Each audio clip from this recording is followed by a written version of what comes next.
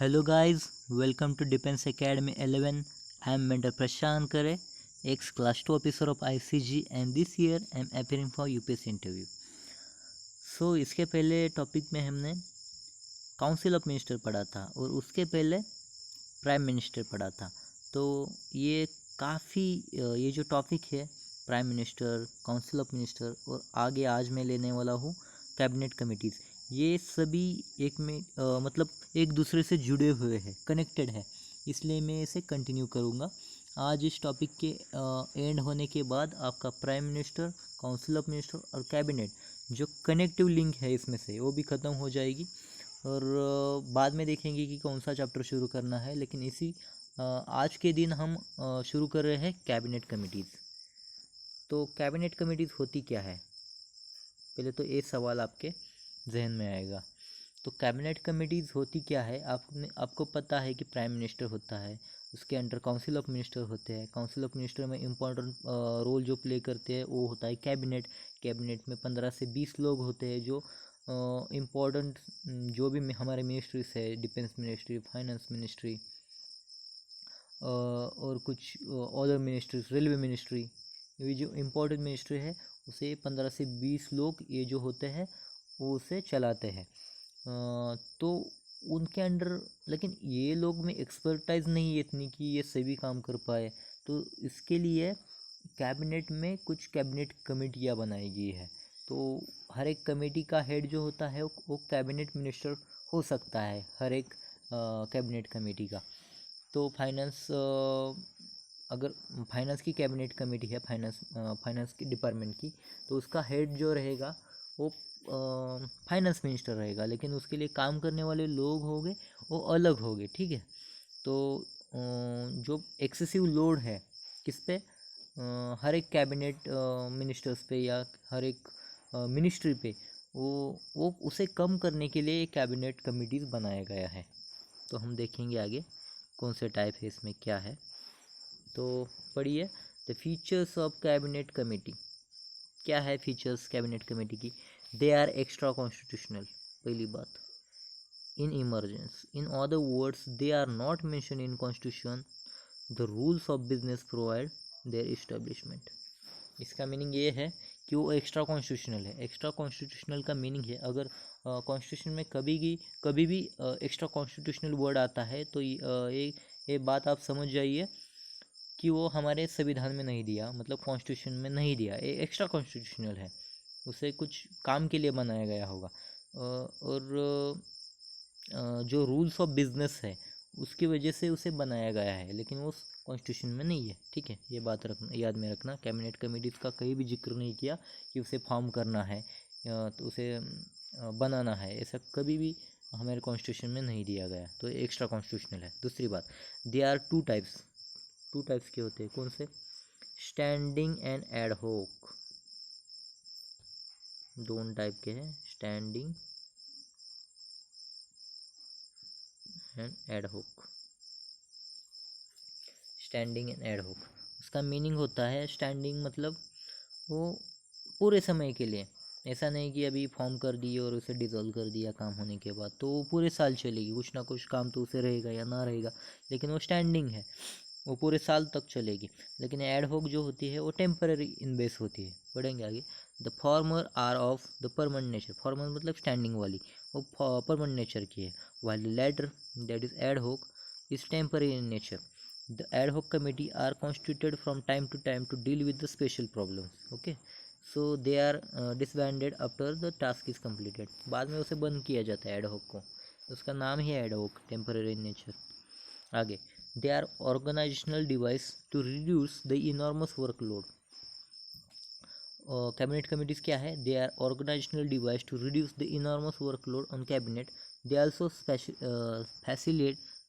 Facilitate in depth examination of policy issues and effective coordination. जैसे कि मैंने कहा था कि उनका जो कैबिनेट मिनिस्टर है उन पे जो प्रेशर है, या कैबिनेट पे जो प्रेशर है उन्हें डील नहीं कर पाते वो लोग ये सारा, तो और उनके पास उतनी मतलब क्वालिफिकेशन भी नहीं है, उतना इन्फॉर्मेशन, उतना नॉलेज भी नहीं है। सो पॉलिसी मेकिंग का एक जो कैबिनेट कमेटी है उसमें पॉलिसी मेकिंग करने वाले भी लोग बैठे होंगे, senior higher most IAS officer IPS officer बैठे होंगे, IRS ऑफिसर बैठे होंगे जिन्हें काफ़ी हद तक नॉलेज है, तो हेल्प करेंगे। ठीक है, इस कैबिनेट कमेटी में काम करके पॉलिसी बनाने में हेल्प करेंगे। तो ये रिड्यूस करता है एक तरह से कैबिनेट का वर्कलोड। दूसरा, they are based on principles of division of labour, तो वही है, डिवीजन ऑफ लेबर होता है यहाँ पे। मतलब हर एक को काम दिया जाता है इसमें, और उसके वजह से ये हम ठीक से कर पाते हैं। ठीक है, आगे अब फंक्शंस देखेंगे, फंक्शंस ऑफ कैबिनेट कमेटीज। तो क्या है फंक्शंस कैबिनेट कमेटी की?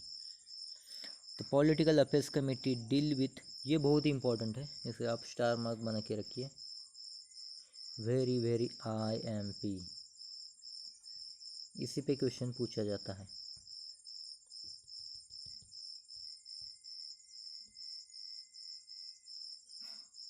देखिए क्या दिया है, the political affairs committee deals with all policy matters pertaining to domestic and foreign affairs. एक होती है पॉलिटिकल अफेयर्स कमेटी, उसका काम होता है deal with all political matters pertaining to the domestic and foreign affairs. जो डोमेस्टिक है मतलब स्टेट में इंटरनल जो मामले हैं पॉलिटिकल चीज़ों के, उसे भी डील करना, और या फॉरेन अफेयर्स के लिए फॉरेन अफेयर्स जो होते हैं वो डील करना, वो काम इस कमेटी का होता है। और उसका हेड रहता है, कौन हेड रहता है पॉलिटिकल अफेयर्स कमेटी का? कौन बताएगा मुझे?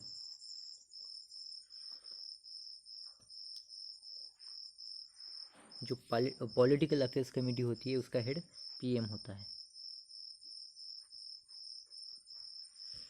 और आगे, the economic affairs committee directs and coordinates the government activities in the economic sphere. एक इकोनॉमिक अफेयर्स कमेटी होती है, इंपॉर्टेंट, इकोनॉमिक चीज़ों को कोऑर्डिनेट करने के लिए, गवर्नमेंट की एक्टिविटीज़ और इकोनॉमिक स्फीयर उसे कंट्रोल करने के लिए, काम करने के लिए एक इकोनॉमिक अफेयर्स कमेटी होती है, तो उसका हेड भी PM ही होता है। ठीक है, आगे, the appointment committee decides all the higher levels of appointment. Appointment committee किसका appointment? Central secretariat, public enterprises, banks, financial institutions, इनके सभी जो हेड होते हैं, इनके DM GM जो होते हैं, उनकी अपॉइंटमेंट जो है वो अपॉइंटमेंट कमेटी करती है, और उस अपॉइंटमेंट कमेटी को हेड PM ही करते हैं। तो आपको पता चल गया होगा पॉलिटिकल अफेयर्स कमेटी इंपॉर्टेंट है, इकोनॉमिक अफेयर्स कमेटी और अपॉइंटमेंट कमेटी, ये सभी को हेड PM ही करते हैं। ठीक है, PM हेड करेंगे, इंपॉर्टेंट ऑफिसर्स है। आगे, the parliamentary affairs committee looks after the progress of government business in the parliament. Parliamentary committee का काम क्या है? वो looks after the progress of parliamentary business committee, parliament में किस तरह से पार्टी का काम चल रहा है, पॉलिटिकल गवर्नमेंट का किस तरह से काम चल रहा है, वो सब देखने का काम पार्लियामेंट्री अफेयर्स कमेटी करती है। आगे, the first 3 committees are chaired by the prime minister and last one by the home minister. इसका मीनिंग सीधा होता है कि आपने अभी देखा था पॉलिटिकल अफेयर्स कमेटी, बाद में देखा था इकोनॉमिक अफेयर्स कमेटी, उसके बाद में देखा था अपॉइंटमेंट कमेटी। तो ये तीनों PM हेड करता है। कौन कौन सी? पॉलिटिकल अफेयर्स, इकोनॉमिक अफेयर्स और अपॉइंटमेंट कमेटी, ये तीनों PM हेड करता है। और लास्ट वाली जो है